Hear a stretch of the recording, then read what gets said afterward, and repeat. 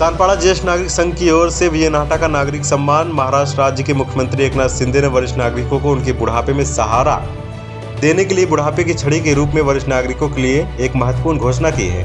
शिवसेना उपनेता विजय नाहटा व अन्ना साहब टेकाले ने लगातार प्रयास किया था। इस अवसर पर संगठन की ओर से आंदोलन और भूख हड़ताल भी की गई थी। सानपाड़ा के वरिष्ठ नागरिकों को सानपाड़ा के विरंगुला केंद्र में वरिष्ठ नागरिक संघ की ओर से विजय नाहटा एवं अन्ना साहब टेकाले का अभिनंदन किया गया तथा इस महामंडल से महाराष्ट्र के 5 लाख वरिष्ठ नागरिकों को लाभ मिलेगा। इसके लिए दिशा निर्देश दिए गए हैं। वरिष्ठ नागरिकों के लिए बीमा कवर और सुरक्षा के मद्देनजर स्थानीय पुलिस स्टेशन पर एक सतर्कता कक्ष खोला जाएगा। वरिष्ठ नागरिकों के लिए स्वास्थ्य सुविधाएं भी प्रदान की जाएंगी और 5 लाख का बीमा कवर भी दिया जाएगा।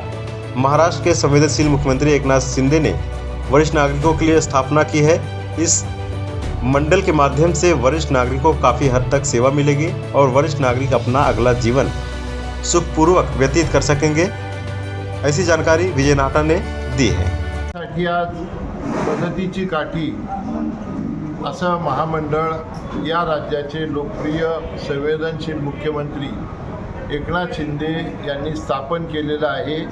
त्याच्याबद्दल मी या अनाथाचा नाथ असलेल्या संवेदनशील अशा मुख्यमंत्र्यांचं सर्व ज्येष्ठांच्या वतीनं मनापासून अभिनंदन करतो आणि त्यांचे खूप खूप आभार मानतो।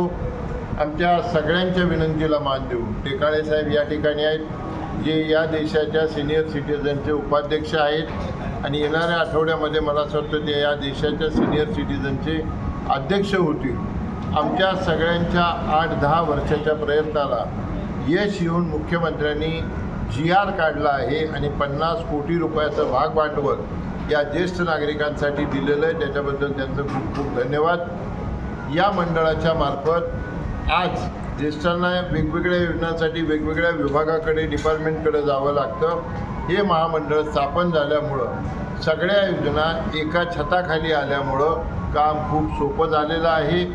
ज्येष्ठांचं शारीरिक आरोग्य, ज्येष्ठांचं मानसिक आरोग्य चांगलं ठेवणं, ज्येष्ठांची छळवणूक होऊ नये यासाठी प्रत्येक पोलीस स्टेशनमध्ये वेगळा सेल काढणं, ज्येष्ठांच्या आरोग्यासाठी प्रत्येक महापालिकेमध्ये किंवा नगरपालिकांमध्ये वेगळा कक्ष निर्माण करणं, अशा अनेक योजना मुख्यमंत्र्यांनी याच्यामध्ये अनेक सोयी तरतुदी केलेल्या आहेत आणि येणाऱ्या काळामध्ये या महामंडळाचा कारभार पाहण्यासाठी एका IAS ऑफिसरची नेमणूक ते करणार आहेत। या सगळ्या माध्यमातून या 50 कोटी रुपयाच्या माध्यमातून किंवा गरज पडली तर आणखी निधी मुख्यमंत्री देतील, त्या माध्यमातून ज्येष्ठांची सेवा करण्याची संधी मुख्यमंत्र्यांनी महाराष्ट्र शासनाने दिली।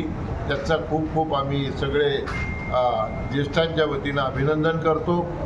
एक प्रातिनिधिक स्वरूपामध्ये आज आम्ही नव्या मुंबईमध्ये सानपाड्यामध्ये ज्येष्ठ नागरिक संघामध्ये सगळे एकत्र जमून एकमेकांना मिठाई वाटून हा आनंदोत्सव साजरा केलेला आहे आणि प्रातिनिधिक स्वरूपामध्ये हा केला आहे। महाराष्ट्रातल्या सगळ्या ज्येष्ठ नागरिकांना लाखोच्या संख्येमध्ये जे आहेत त्यांना याचा फायदा होणार आहे। या शहरामध्ये जवळजवळ 2 लाख ज्येष्ठ नागरिक राहत आहेत, त्यांना त्याचा फायदा होणार आहे।